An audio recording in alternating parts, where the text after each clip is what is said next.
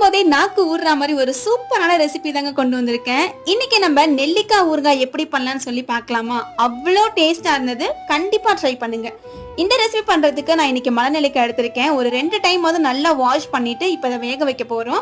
ஒரு இட்லி பாத்திரத்தை சூடு பண்ணிட்டு இப்ப இதை ஒரு 5ல இருந்து 7 நிமிஷத்துக்கு இந்த மாதிரி மூடி போட்டு வேக வச்சிருங்க. நெல்லிக்காய் அதுவே இந்த மாதிரி விரிசல் விடும். அதுக்கப்புறம் சும்மா கையால இப்ப எடுத்து விட்டுட்டீங்கன்னா அழகா எல்லாமே பிரிஞ்சு வந்துடும் லைன் லைனா. எல்லா நெல்லிக்காயுமே இந்த மாதிரி பிரிச்சு வச்சாச்சு. இப்போ இதை செய்யறதுக்கு இன்னொரு பாத்திரத்துல ஒரு டீஸ்பூன் கடுகு, ஒரு டீஸ்பூன் வெந்தயம் போட்டு பொன்னிறம் வந்ததுக்கு அப்புறமா இதை நல்லா ஆற வச்சு பவுடர் ஆக்கி வச்சுக்கோங்க. இப்போ ஊறுகாய் தாளிக்க ஒரு அயன் கடாயில 1.5 பெரிய கரண்டியில நல்லெண்ணெய் ஊத்திருக்கேன். 1.5 டீஸ்பூன் அளவுக்கு சில்லி பவுடர், கொஞ்சமா பெருங்காயத்தூள் போட்டு நல்லா பொங்க விட்டுருங்க.